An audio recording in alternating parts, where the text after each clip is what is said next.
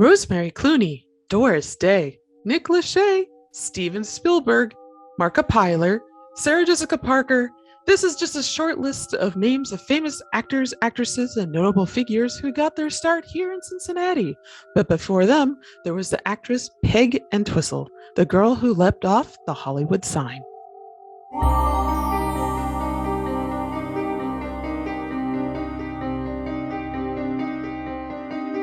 Hello and welcome everyone to a brand new episode of the Cincinnati Cabinet of Curiosities presents the Hometown Haunts podcast. I'm your host, Kat Logo, and tonight with me is Christina Wald and Jen Kohler.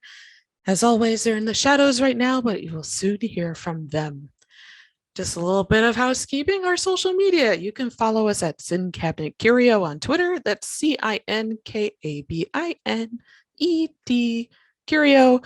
Because I'm not spelling it all out, on Twitter at Cincy Cabinet of Curiosities. Cincy is spelled CINCY, Cabinet of Curiosities on Instagram. And you can email us at hometownhauntedmail@gmail.com. We are an official podcast on iTunes, Spotify, Amazon, and SoundCloud. Find us on iTunes at Cincinnati Cabinet of Curiosities and all those other wonderful places. Please rate and review us there so other spooky lovers just like you can find us. It helps boost us up in the rankings, and then other people can go, hey, that sounds interesting, and listen to us, and that'd be great. We do actually have a listener review to read on air for you, Christina and Jen. And this is from JT, and he writes, I enjoy the show, and I'm liking the episodes that I've heard so far. Keep up the great work. Thank you, JT, for the wonderful review. Now, on to tonight's show. I want to give everyone who's listening a trigger warning for tonight's show, and that it is not for young listening ears, since it discusses suicide. We are sharing the tragic story of actress Peg Entwistle, who ended her life at the Hollywood sign and is buried here in Cincinnati.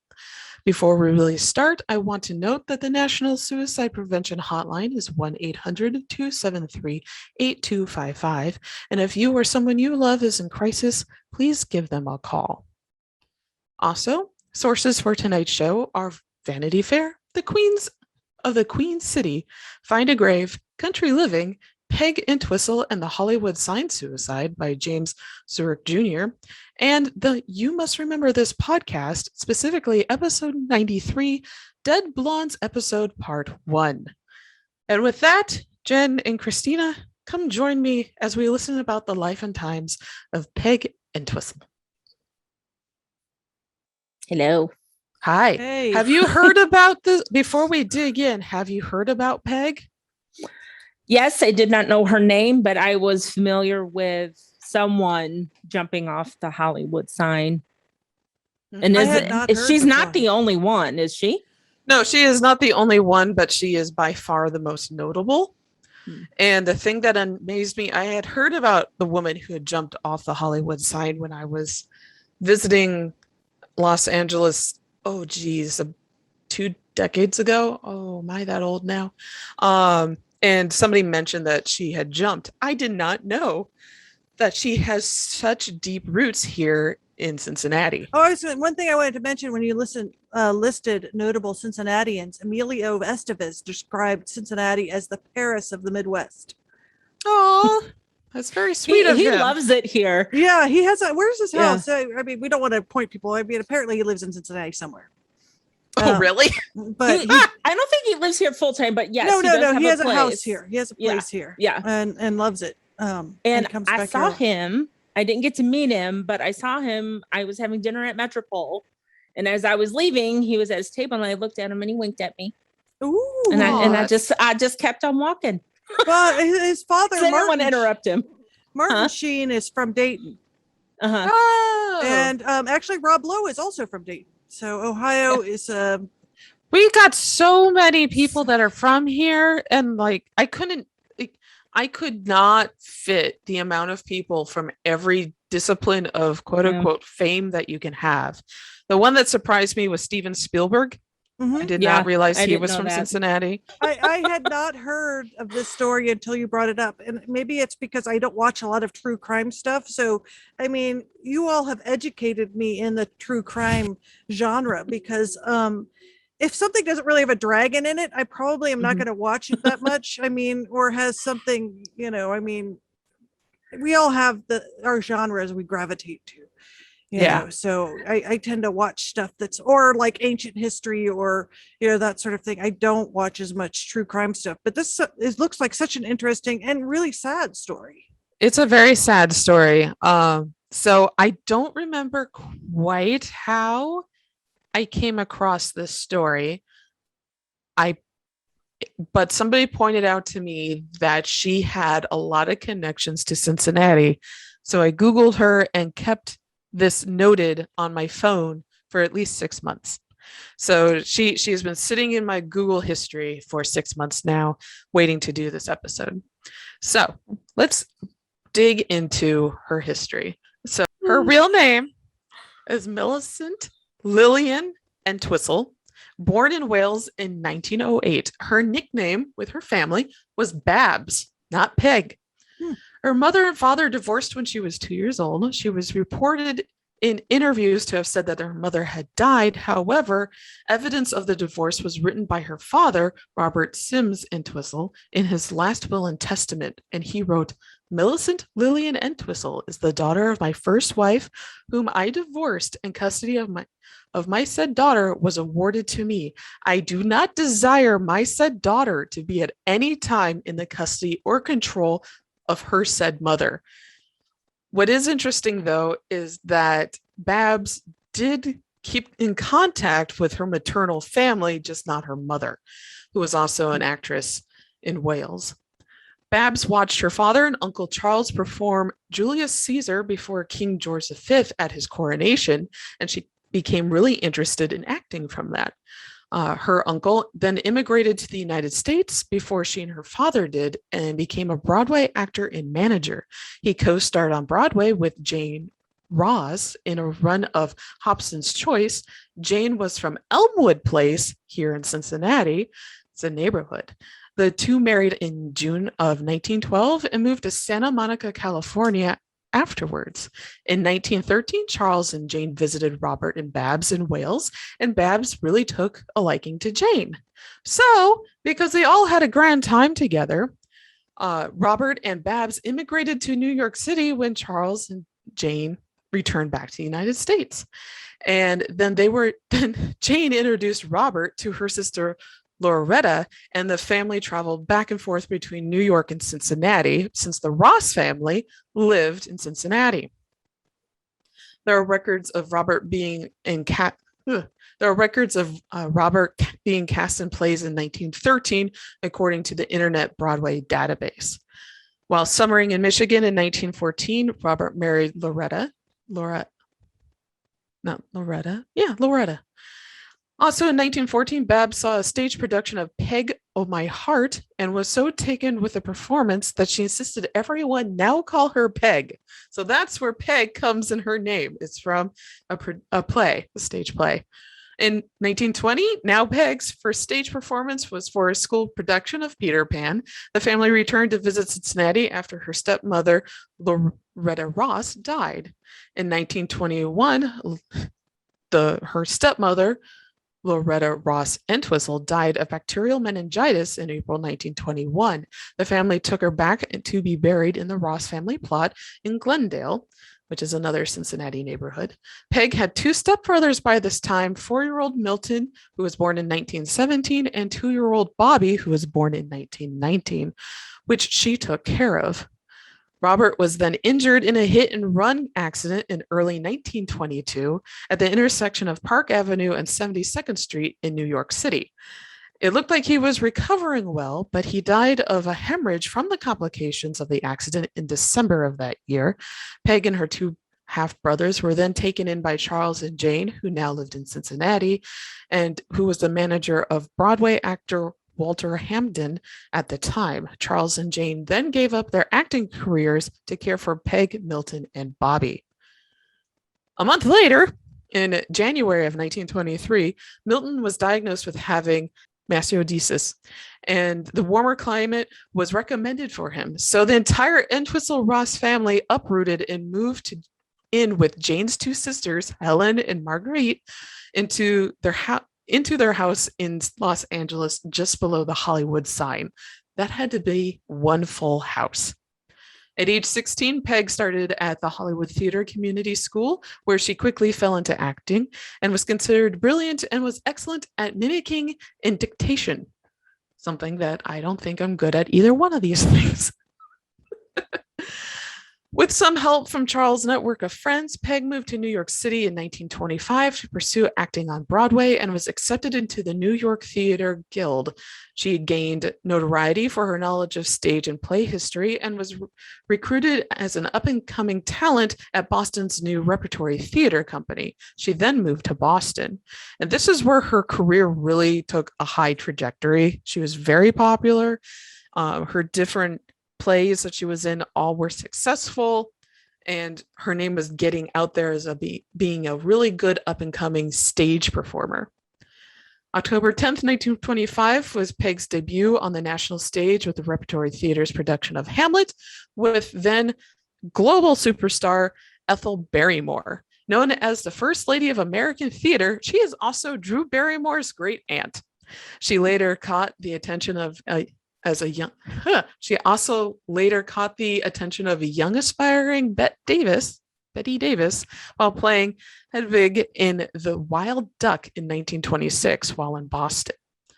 And Betty Davis constantly credited Entwistle for her interest in acting, which I think helped keep the legend of Peg Entwistle alive, because she just, every time asked, she would bring her up and saying that was such a stellar performance. She loved it so much. Between the years of 1926 through 1929, Peg did struggle with the spotlight and especially with the acting guilds. And this is where we're starting to see rough waters for her. It started out great. She was doing really well in her performances. She was really popular in her production reviews, and then she met and quickly fell in love with then married Robert Lee Keith, who was a fellow actor. She performed in productions in both New York and Cincinnati and all across the Midwest and East Coast. And this is where really the podcast, They Will Remember You, really went deep into her acting career and talked about all the different performances she did. But basically, Robert Lee Keith did not tell her that he had been previously married and had lied on their marriage certificate and said that he had been single. And it wasn't until a few weeks later, when she had come back from her honeymoon and is sitting in the parlor of her new mother-in-law's house, and she sees this cute little boy, just his picture on a mantle, and she's like, "Who is that kid?" And her mother-in-law goes, "Oh, that's your stepson." And she's like, "My what now?" And did not know about her stepson Bobby and his previous relationships. And then also Robert Lee Keith had a drinking problem and was fairly abusive towards her. It just spiraled out from there. He started asking for her to pay back his alimony because he was greatly in debt to his first wife. And there was a warrant out for his arrest. And eventually they couldn't pay to keep him out of prison. So he went in prison for a while, and she had to beg for a loan from the New York Actors Guild. And it started making some bad blood between her and a lot of the professional acting circles that they had been in. Eventually, in 1929, she does gain a divorce from Keith, which she is relieved by, but that's where her troubles really started back in the late 20s. And also, she's trying to be an actress, making a go of it at the heels of the Great Depression. So just when it's starting. I don't think heels of the Great Depression is starting. That's ending. So at the beginning of the Great Depression. There we go. But she does notably do a few rounds of acting, a very well-received production of Sherlock Holmes, where she played the love interest of Sherlock Holmes. And she did perform this at the Erlanger Opera House in Cincinnati. It was on Main Street. She also did a few performances at the Cincinnati Music Hall for different productions. So she would come through Cincinnati quite frequently and then visit family and all that. So, let's see.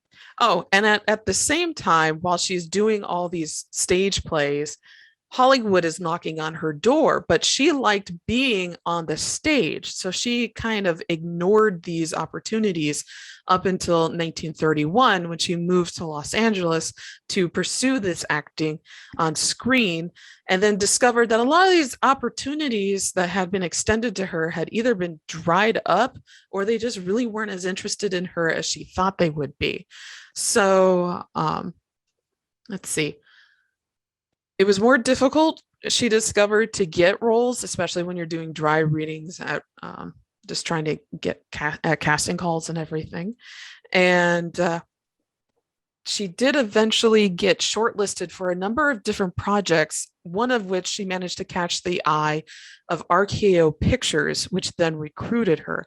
Now, for those of you who don't know, RKO Pictures used to be one of the big 5 studios in Hollywood. And they had the likes of Katharine Hepburn, Fred Astaire, Ginger Rogers, Cary Grant, Roger Mitchum. And they also produced Citizen Kane and King Kong, which are 2 landmark movies. And they co-produced It's a Wonderful Life, that if you're around anywhere at Christmas, they're going to play it ad nauseum. Going back to RKO, they also were the distributors of Walt Disney's early cartoons to cinemas. So they were quite think about landmark. Their records. Like you used to see, this shows how old I am. I remember seeing lots of vinyl that said RKO on it. Yeah, well, they were a radio show, like a radio producer, and then moved to film. So they were very prevalent in the early 19th century in influencing everything. Yes, and they were part of the studio system, which Peg got entangled with, which she hadn't been a part of. She had been a part of the Broadway stage system beforehand, and that's what her parents knew. That's what her aunt and uncle knew. And then the studio system in Hollywood, it was a completely different beast all into itself, and she got swallowed up in it, basically. So Peg's biggest role was in the film adaptation of 13 Women. Test audiences, however, did not like the controversial storyline that Peg's character played, and the majority of her scenes were left on the cutting room floor.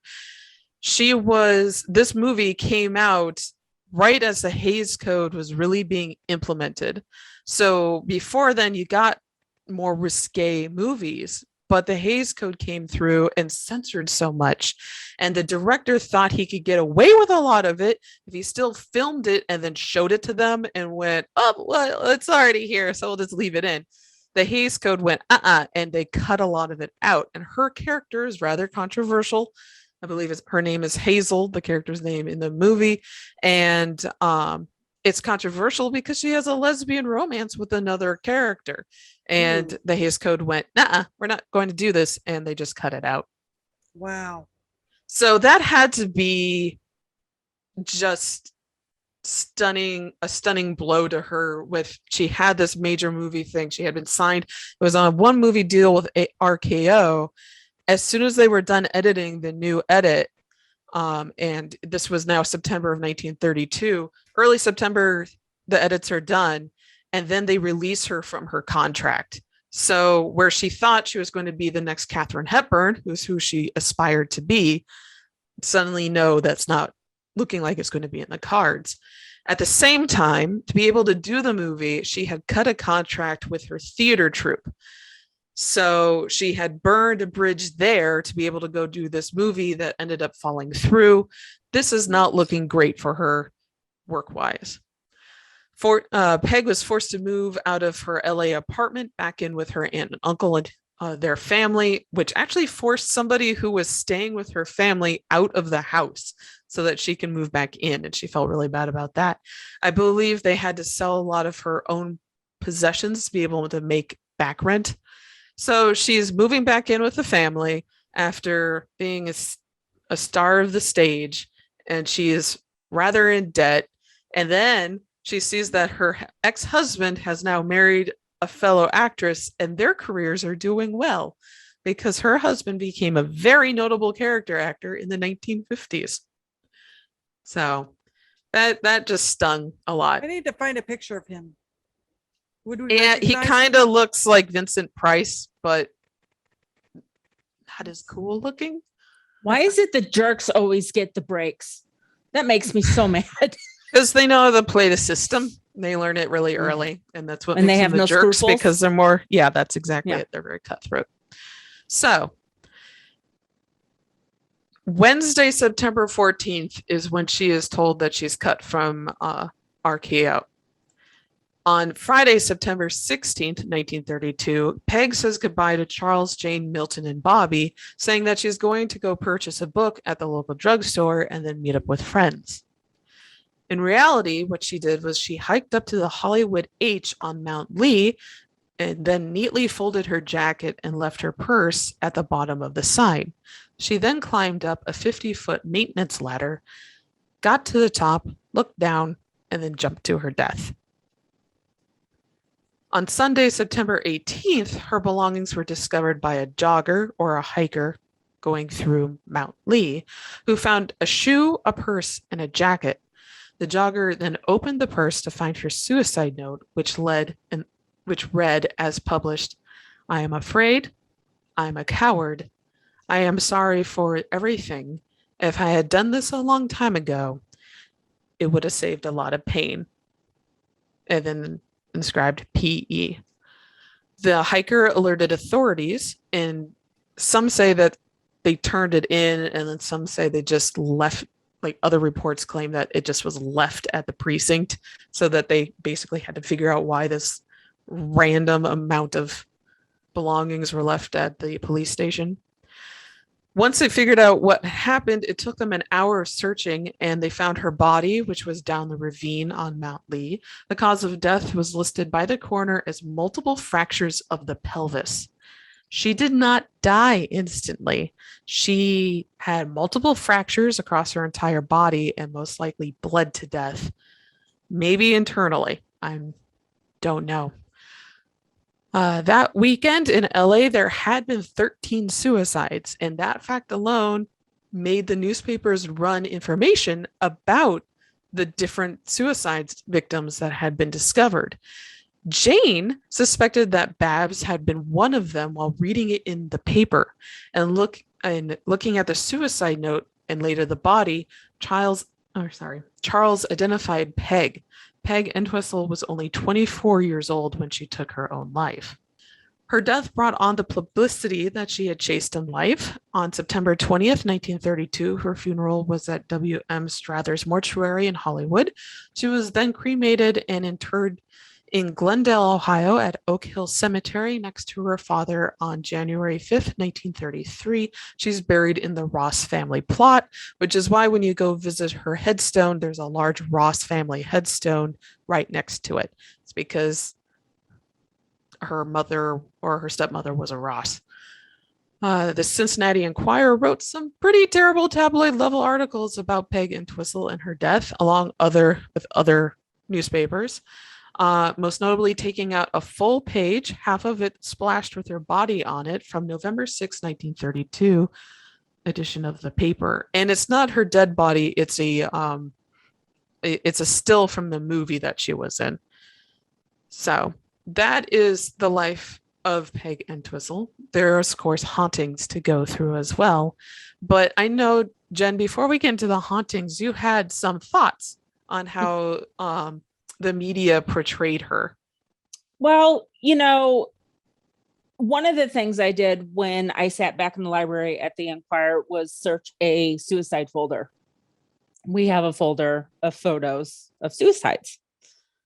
And they show pretty much start, mid, finish, because they used to cover those things. And eventually the media wisened up and said, we're going to stop publishing this stuff because it is giving people ideas. But back then they didn't do that, and they sensationalized it, and they just, the fact that they put "I'm a coward" as the headline at the that just makes me angry. I mean, I know you got to cover things and you have to report on things, but you don't have to be an asshole. She was still a human being. You don't know what was going through her mind, why she did what she did. You know, it made perfect sense to her in that moment, you know, and it just, and then everybody across the country, of course, picked up that headline and that photo, and it just rubs me the wrong way because she deserved more than that. Oh, she certainly did. People are more than their deaths. You know, even if, you know, you do something terrible, like cause a car accident and you kill yourself and someone else, terrible mistake, doesn't mean you were a terrible person. And it doesn't mean that you don't deserve the dignity to die the way you choose to, or just to die and be respected as a person, you know? Yeah. And the interesting thing was the media really took it as this starlet who failed at her first movie and then just killed herself. And that's not what happened at all. No. She was a really popular stage actress. Her thing was the stage. She was out of her element on doing TV. It's very weird suddenly just going from acting where you're looking at a stage versus suddenly your only audience is a camera that has absolutely no reaction to anything. And the studio just threw her away. And that wasn't her fault. That was the censorship. They didn't even give her a chance.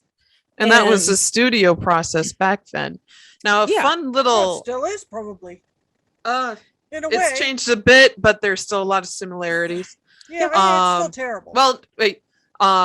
So one of the stories that kind of puts a Hollywood twist really to the end of this is, according to some sources, a letter arrived from RKO a few days after her death, saying that they had found another role in a different movie for her. And I'm like, isn't that the most Hollywood ending? And I'm like, is this real though? Because if it's the studio system and you read the stories from, just not Dorothy Hamill. Goodness. Now I'm starting to, like, Katharine Hepburn talked about her stuff. Betty Davis talked about it. All the, the girl who played Dorothy from The Wizard of Oz. Why am I blanking? Judy Garland. Julie Garland. How many drugs they pumped through her system just to get her to wake up on time, go to bed at time, and the amount of alcohol they were all drinking and smoking and everything. The studio system had complete control over them, but also they controlled a lot of narratives. So I'm wondering, I'm just throwing this out there, if RKO put this out there trying to save themselves to make them sound like not the big bad wouldn't put it past monster. them. But you know what? I guarantee that the fact that they cut her film, well, I can't guarantee it. I don't know. I can't look back, you know, but it was probably just a catalyst. There were other things going on in her life. And just so much stress. Yeah. And as somebody who has had equal amounts of stress, and you just kind of sit there and you're like, when is it going to end? When is this going to end? Yeah. Why is it one thing after another knocking me down? And you start feeling really small. Yes, Jen. Girl, preach, because these past 5-6 years is exactly what my life has been. Constant stress. And I hate to say this, a lot of it was due to my relationship with my mother. And when she finally passed away, I'm not under as much stress as I used to be, but I am still, it's only been over a year since my mom died, but I am still dealing with the ramifications of that, along with stress from other things like work and just in life, just living life in general. And that is why I had to go on Zoloft, because I would have jumped off a bridge or something somewhere. So that I can guarantee it wasn't only her job that pushed her. it couldn't have been. And especially with the state of women back then, how they were treated as commodities, and they weren't expected to have a mind or voice their opinions or to be an individual, on their own. They had to be attached to a man somehow. Well, yeah, being a divorced woman was a pariah back then. Yeah. I mean, well, not only that, at one point she had an abortion too when she was still married to Keith. And she did claim she didn't want children, which perfectly legit. But there was probably other social factors going on as well as how that would have been the ramifications of her stage career had she had a kid. Well, and then to top it off with him getting remarried and them both being successful. Successful. Yeah, it looked like he was pretty successful. He was in Guys and Dolls. So he was in a movie with Marlon Brando and Frank Sinatra. I saw that movie. It's a good movie, actually. But I have half a mind to go visit Peg and tell her I'm sorry. I just, she probably, because her marriage failed and, all that stuff. I mean, that was deemed as a failure. I mean, it wasn't even until the 70s that women could even get their own bank accounts or credit cards or anything like that. I mean, so it was probably very rough for her. Beyond. Thank you, Ruth Bader Ginsburg. Yes, we should note that she's the one that made it possible but so her life probably felt almost over at that point. Very pressured. And I get it. Unfortunately. When I was in high school, I attempted suicide. So it just hearing about all the pressures that she was having, I was like, I've been there. And the only reason why I'm still here is because I didn't take enough of what I was trying to do. And I ended up vomiting all over the floor. So my body said no. And that's the only reason why I'm still here. Thank God for that, Kat. Yeah. Otherwise, I'd never know you. Yeah, the world would be slightly different, maybe. But I'm here, and there are dark times, and I just sit down and go, okay, what can I do to get the stress off of me that is not trying to remove myself from the equation? Because since that has happened once, I know that even if stuff is, let's be honest, shitty, you can live through it and keep going and correct it. Or just say, screw it and go make your life somewhere else, which is what I did. Just say, fuck you all. I'm going somewhere else and just leave. Just go. And saying there aren't any warrants out for your arrest or anything like that. But because those will chase you down. But yeah, it's, you can make it through. It may take time. In my case, it took me 3 years to get through the mire, but just keep chugging like a little engine that could. Well, I tell you, I'm still in survival mode. Like, I haven't been able to come out of that yet. And I know personally, I have said to you guys that I just don't want to do anything, like anything. From brushing my teeth to just leaving the house. It's like pulling teeth. Now, once I actually do it, I'm fine. I enjoy myself. It's just getting over that motivation to do it and to get out of bed in the morning. Yeah. I mean, although it goes in spurts. Like today, I feel better. I got a lot of stuff done around the house. Not everything, but a lot of stuff done that I had left sitting for a month. So I just wish poor Peg had someone or the wherewithal to come out of it. Yeah. Thankfully, I did. She was so young. Yeah. Thankfully, you did. Thankfully, others have as well. And which leads us to the ghost stories, which is one of the reasons why I think there are ghost stories, which are to remind the living about to memorialize the dead, basically. So her ghost stories start in the 1940s, less than a decade after she died, when the H in the Hollywoodland sign mysteriously blew over, and it was attributed to Peg's ghost. So as I have found while writing my books, people will start saying supernatural reasons for why mysterious things happen. It's also a great way of never forgetting tragic events. And this seems to be the case with Peg's ghost. It's a way for people to remember how dastardly the studio system was back then. Runners and walkers using the Griffith trails around the sign to this day have run into the ghost of Peg. She is most commonly seen floating just inches off the path or gliding down the path as if there is no leg movement. A 1990 account of Peg's ghost described her as a disoriented blonde woman dressed in 1930s fashion who just vanished before two hikers' eyes and their dog. Their dog started freaking out and they're like, what's going on? And then they see who they think is the ghost of Peg with her blonde hair and everything. They were unaware of Entwistle's suicide 60 years prior.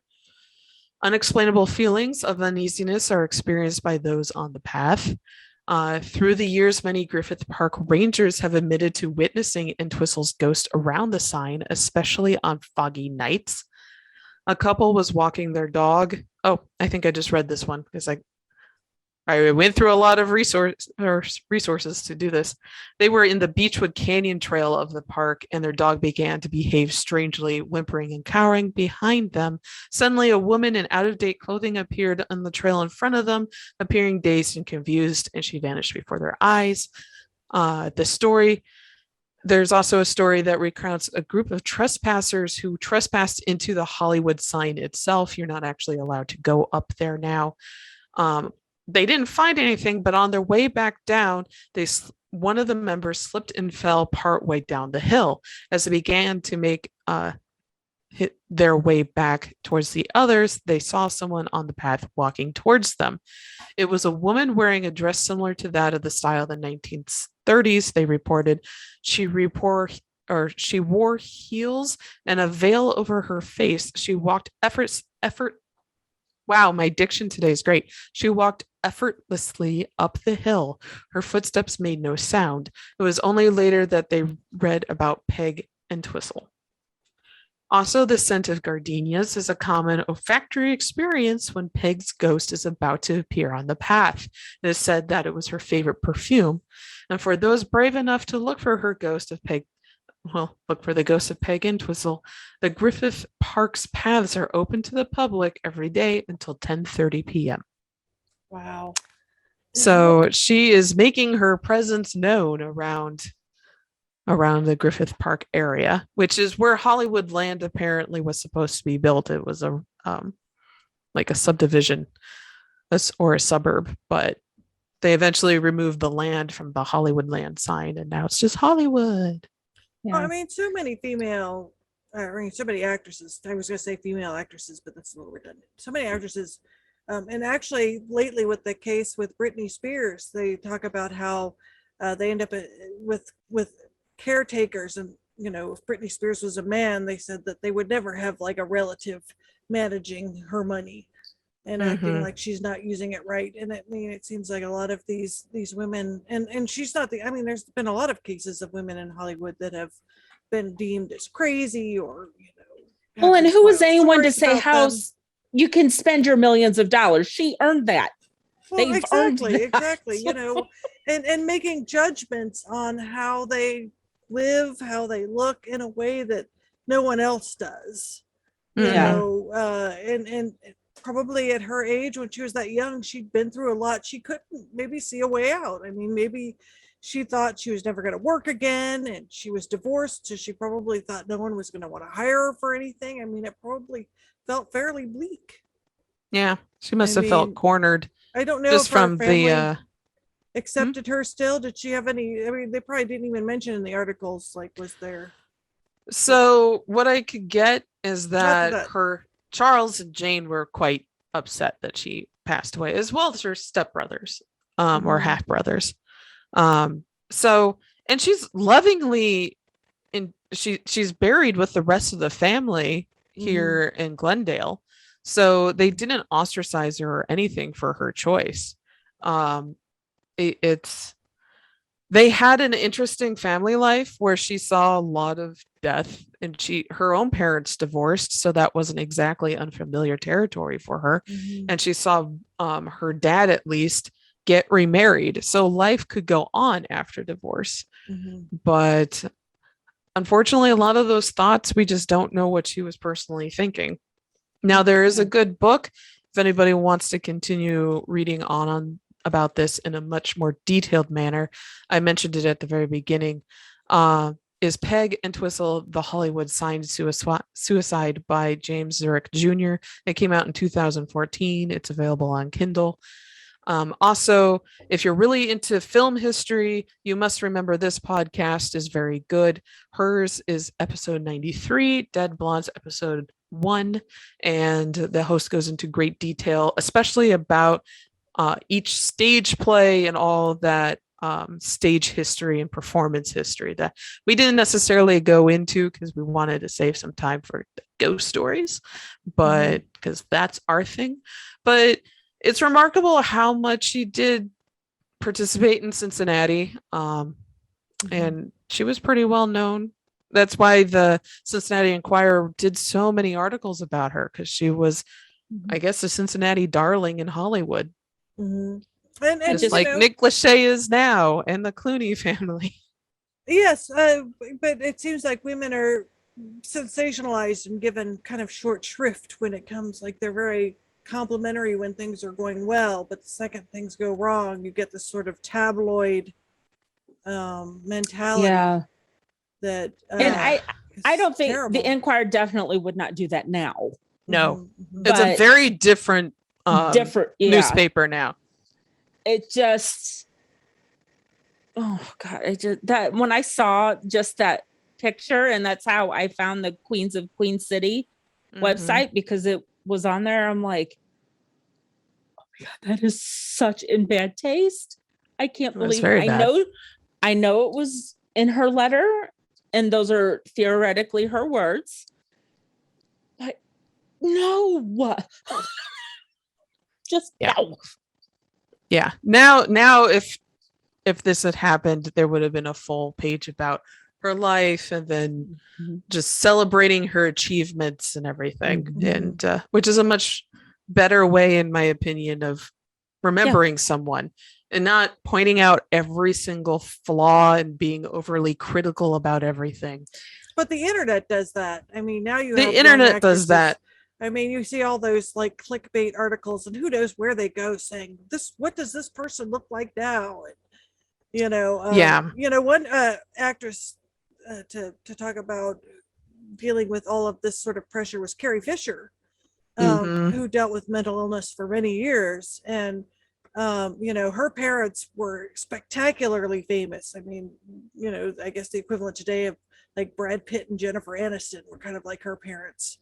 And then her, father married Elizabeth Taylor. I mean, the biggest tabloid stuff in the world. And then, Carrie Fisher, people criticized her for being normal and getting older and, not looking like she was 20 for the rest of her life. None of us are going to look like that. I mean, it was just, fortunately she was smart and had a good sense of humor and stuff, but she, did suffer a lot from, and a lot of it was, you could say brain chemistry too. But I mean, I think she was really good about, talking about that sort of thing in a way it wasn't. Being open and honest about medications that you're on and stuff like that. I mean, because make it more normal.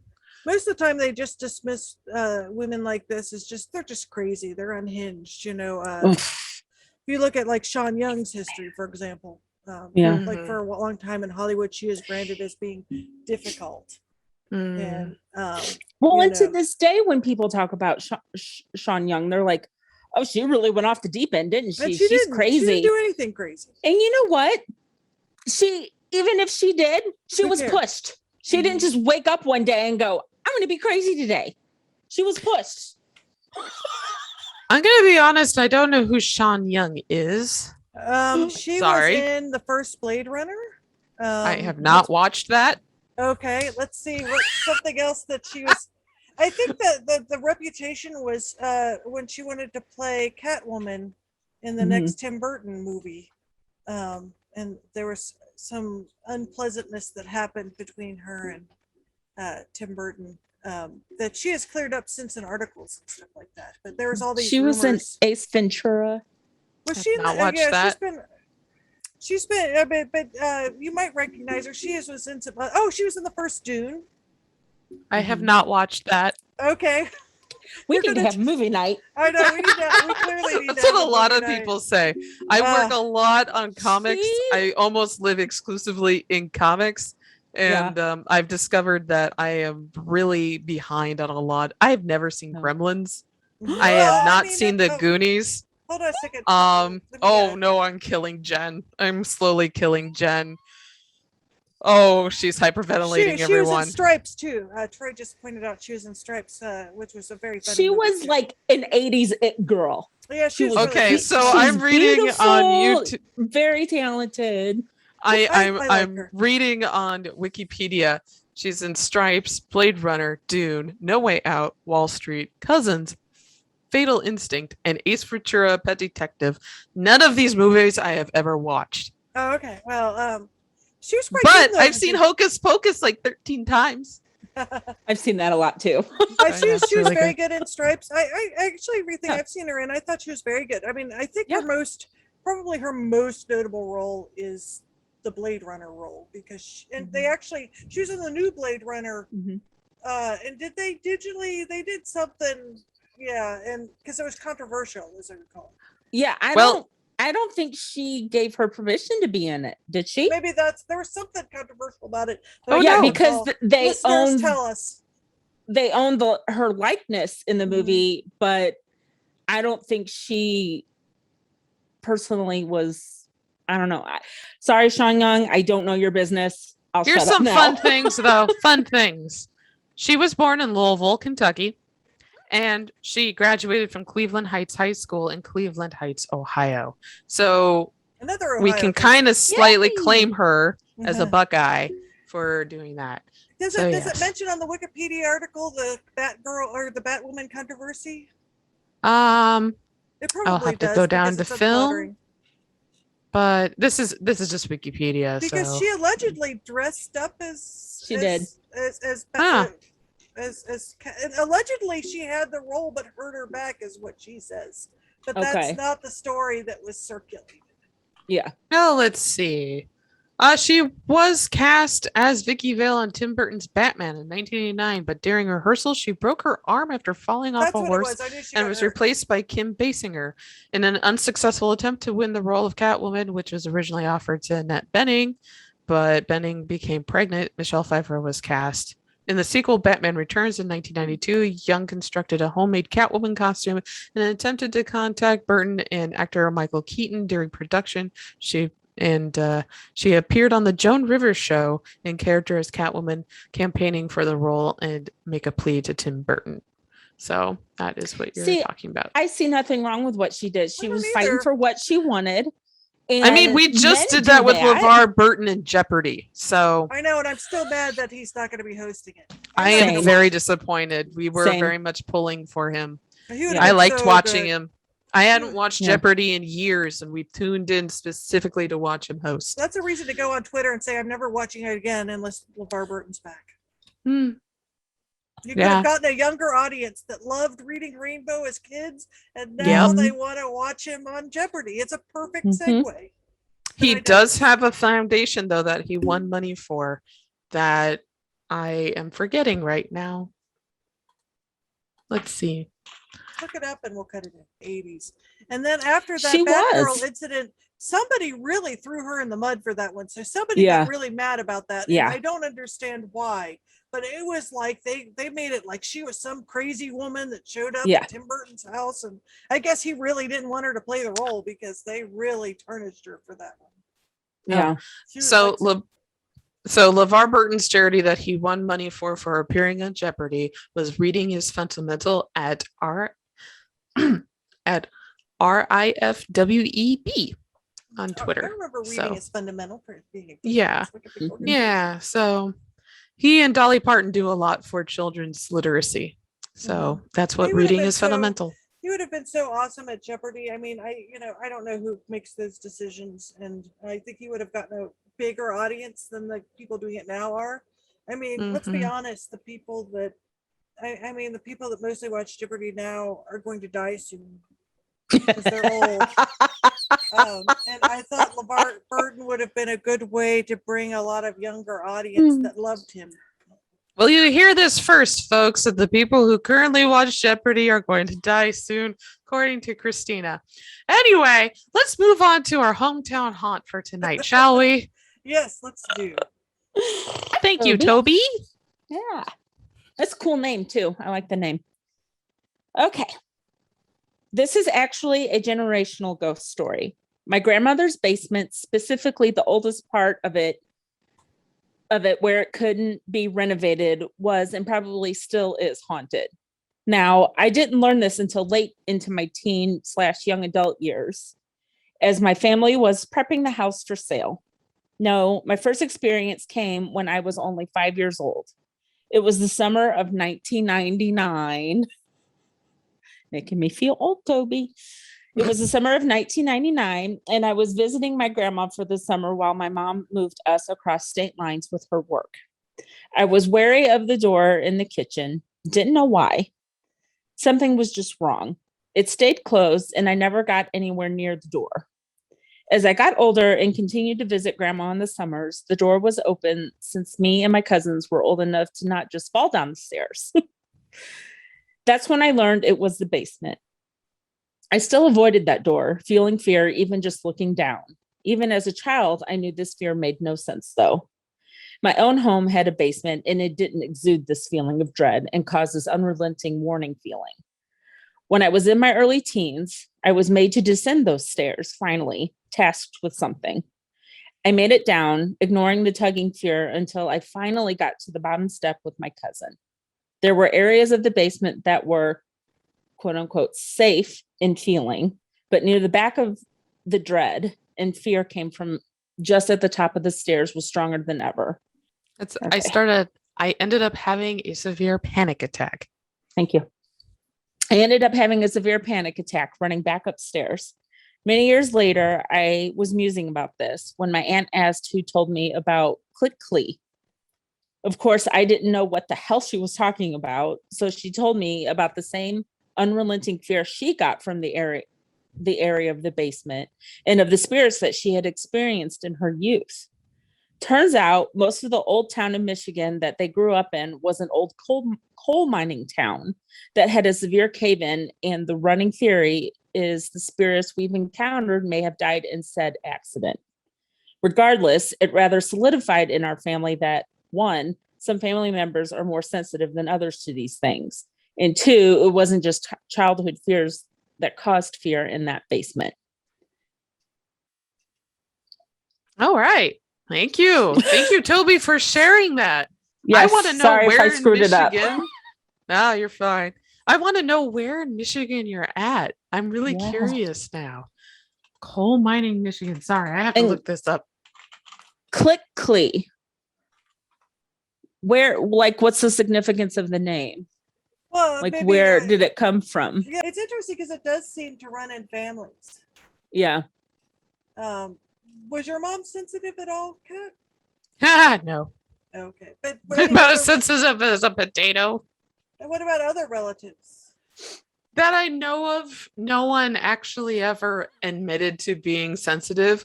Now, I do know my grandmother and grandfather back in the early 1920s did participate using talking boards, but it was a hot thing to do back then. I mean, there's a Norman. My grandma even had a Ouija board.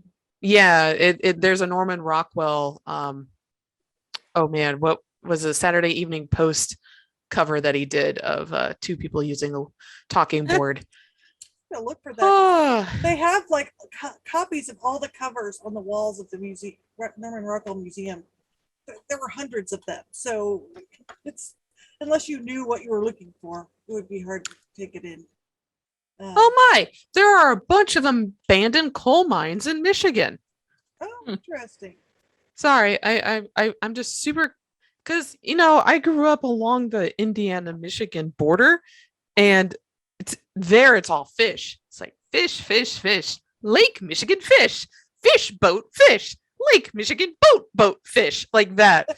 And learning about any other industry besides that is kind of interesting. So, wow, there's a lot in, let's see, Saginaw County, Siwassee County, Bay County, and Tuscola County all have, and some in Midland have all abandoned coal mines. So really, which would be, if for those of you who know Michigan as a little mitten, it's along the bottom of the thumb, like right here. So there's been a lot of people that have sent in stories that are kind of a similar flavor, where there's a room in the house that feels what's the description you call it, Kat? Like where you feel this tension, I guess is the right way, the fear, the tension.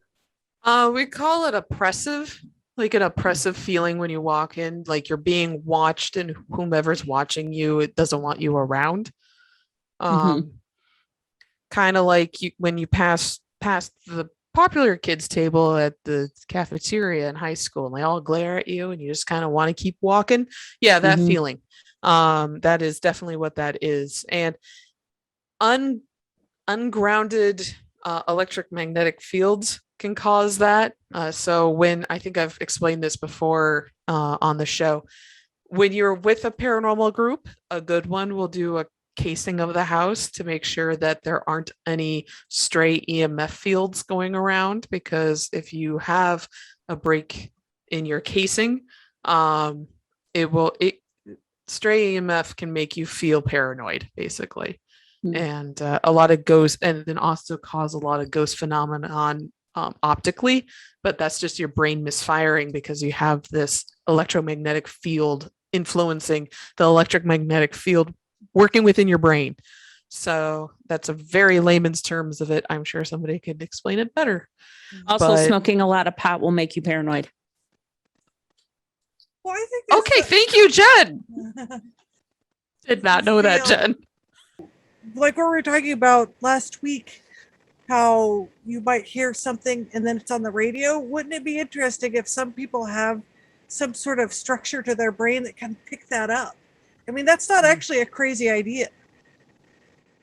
It's an idea that has been thrown around throughout history. I actually have, I'm not running down to get it, a map of the human brain that was made around 1912, and it's on a little bust. And there is a proper name for it. I can't remember what it's called right now. But, and also, like, there used to be the fortune telling where they would feel all the bumps on your head. So this little thought of maybe we're able to peek into some vibe or force with our brains and foresee the future and stuff, like what Kevin was talking about. That's not new. And there's a lot of interesting stuff, like rewires the brain. For example, one of the big fears with COVID is, I was just watching a thing on taste and smell this morning, and some people that have long-term COVID, like their brain rewires, and even though they can smell and taste again, like it's totally different from what it used to be. And it's torturous for them because things don't smell the way they're supposed to. They smell terrible. And they taste different than they're supposed to. So something has happened to how their brain takes in that stimuli that is broken, and they're trying to figure out, how do you fix it? What has caused this rewiring? Yeah, it's one of the reasons. Yeah, it's one of the reasons why we're very, very strict about masking in our house, because Alzheimer's is already a problem and runs in my family, and a long-term COVID symptom is an Alzheimer's like dementia, and it makes you more prone to it. And I'm like, no, thank you. I do not wish to have that. So I'm going to wear a mask everywhere. So yeah, it started again. And there's also cases not just outside of COVID, where like somebody will have a stroke or a seizure or something and come back with a British accent or a French accent. It's the brain rewiring and misfiring and firing in all directions for whatever's happening. Or suddenly feel like they need to murder their entire family. That has yes, there are too. cases of people with head trauma. I do remember a case, I can't remember the patient's name. Guy had a railroad spike go through his eye. Oh yeah, Phineas Gage? Is that yes. Yeah. And I will also note for the video, I just saw a dust particle go by, and I guarantee you it was dust. It's not an orb. It's not the dead. Say it's an orb. It's my poor cleaning skills. Anyway, but yeah, Phineas Gage, and his personality changed after that happened because he survived the accident, but he did have a noted personality change, and it was one of those first cases where they're like, wow, massive head trauma. He still survived it, but boy, does he act like a different person. So why did I go up into a Wisconsin accent for that? I like it. Well, don't you know? Who knows? Don't you know? On that Would note, you like some hot dish with that, darling? On that note, I think it's been a great show. Thank you, everyone, for listening to tonight's show. You can find us on social media at Sin Cabinet Curio on Twitter, at Cincy Cabinet of Curiosities on Instagram, and you can send us shows, topic suggestions, or your own ghost experiences, local urban legends, and creepy cryptids to hometownhauntedmail@gmail.com. Thank you, and stay curious. Good